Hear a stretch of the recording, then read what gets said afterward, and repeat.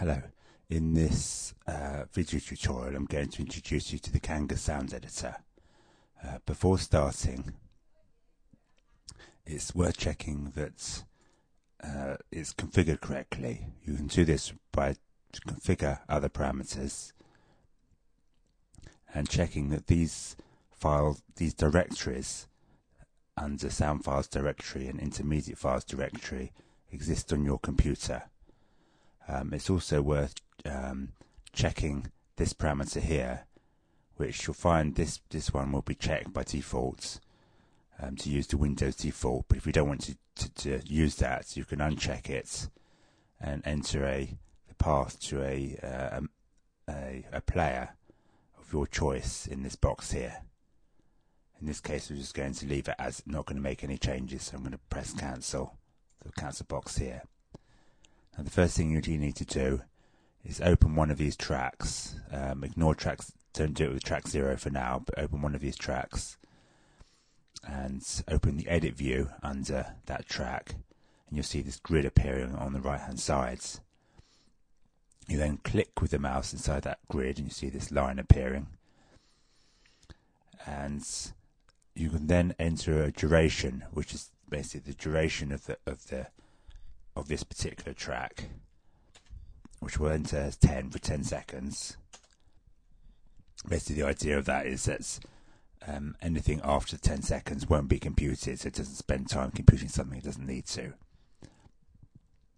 Then you're going to drag a sequence box into here, which is always the box at the outer level. Then we're going to drag a sound box into here. And then we're going to drag a harmonic box. Harmonic box is for melodic instruments, whereas an anti-harmonic box is for percussion instruments. So I'm going to drag a harmonic instrument in, and I'm going to input a harmonic. We can do this by, if we tick the show harmonics, you can actually see it gets a preview of them. You press go. And we can have a look at these are the harmonics that are set up on the default database. We'll pick one called Piano 2 to start for our sort of test. If you then click on this one, which is the sound box, we need to enter a graph, a volume graph. That's quite important. So we've got to look for a graph.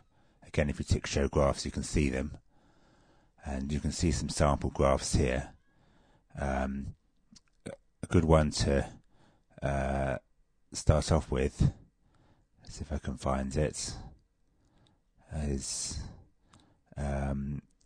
decay upper, or try decay upper. You need to put in a value here into the extent, which gives an effect to it.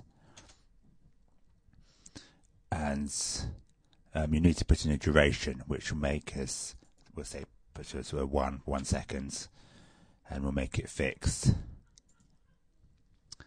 The last thing we need to set properties on is the sequence box itself. We need to give it a duration. You can get an idea of the duration by pressing this. That's basically saying it's got it needs to have a duration of at least 1 second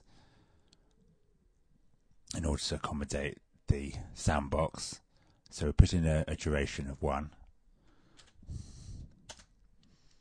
And that's a good idea with the start pitch. If it's like in the range 0 to 127, that's for MIDI pitches. To have a start pitch of, say, 70. The next thing we're going to do is press compute and play to hear what it sounds like.